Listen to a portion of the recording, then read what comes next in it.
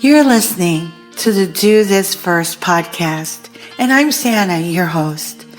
And I hope that you're listening at the very start of your day to get things going in the right direction for you. Today's episode, A Beloved Neighbor's Last Gift.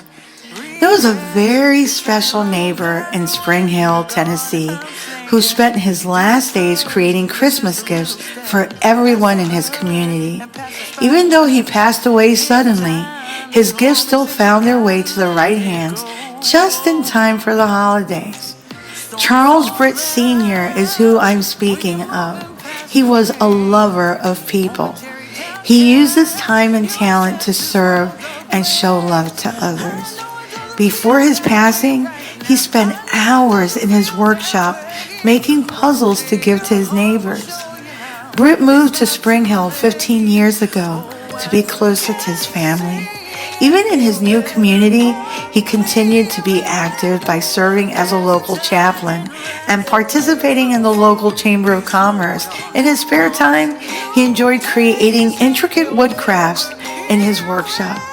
For Britt, making puzzles were not just a hobby.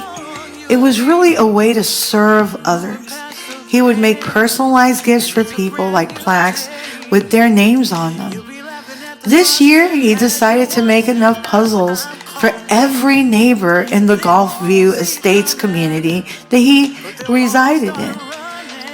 Britt managed to complete his goal of making 300 puzzles before he passed away on November 21st, 2023. In December, his family and friends came together to distribute the puzzles to the neighbors. The recipients were touched by the gesture, feeling like angels had delivered the puzzles to their footsteps. That's so awesome. This is undoubtedly a very sweet story, but there are some important and applicable values to learn from Mr. Britt. Let's start with science. Recent research suggests that generosity can increase your lifespan. The current lifespan here in the United States for males is around 73 years of age. Mr. Britt died at 87 years of age. So sounds like that science, has some validity to it. Another reason why being kind is super important is because it makes life feel more meaningful. Like when we spend money on others or volunteer our time, it actually makes us feel happier and like our life has a purpose. This is backed up also by research, by the way. Being kind is meaningful because it means we're not just thinking about ourselves, but we're investing in something bigger. Plus, when we're kind, people think highly of us, and then we start to think highly of ourselves too. It's like we become better people.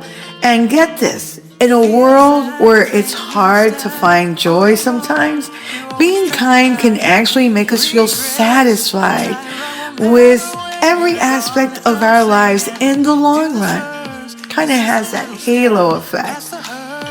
Mr. Britt took a lot of time to make the puzzles for his community.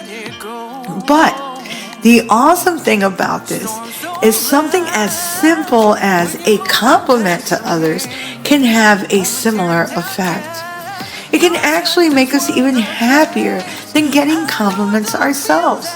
So it's like a win-win situation when you really start thinking about it. Spending money on others also and volunteering your time, your resources, also improves well-being, bringing happiness and a sense of meaning to life. Here's some additional ways to boost our happiness. First thing, giving a helping hand. Lend a hand to someone in need.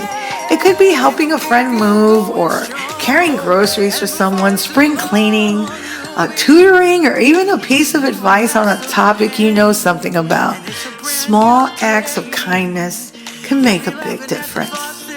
Number 2, wave hello or share a smile. A smile is contagious. Can you tell I'm smiling right now?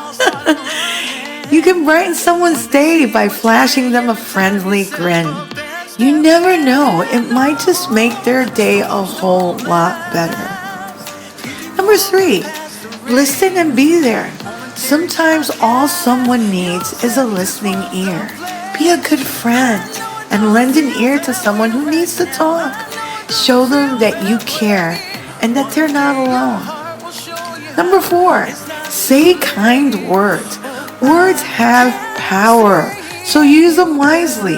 Compliment someone on their outfit. Tell a friend that they did a great job on a project, or just simply say thank you for being a friend. Kind words can make someone's day as well.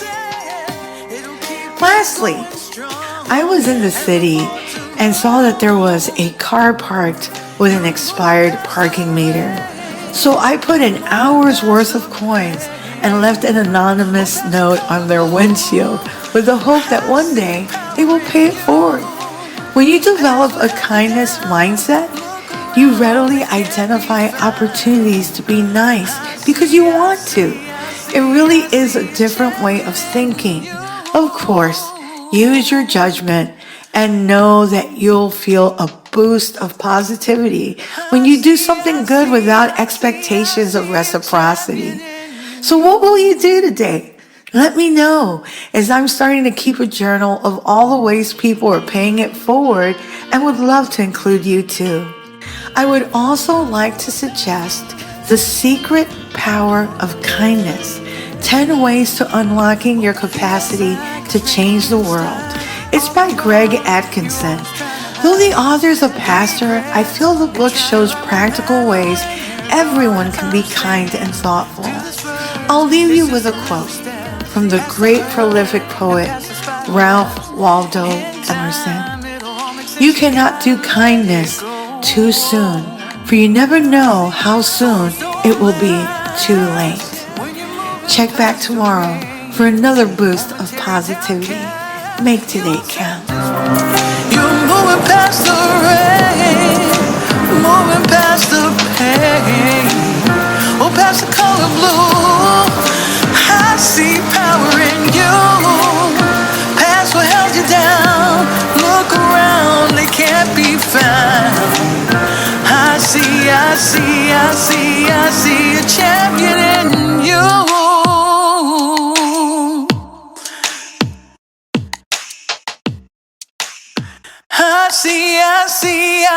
I see a champion in you.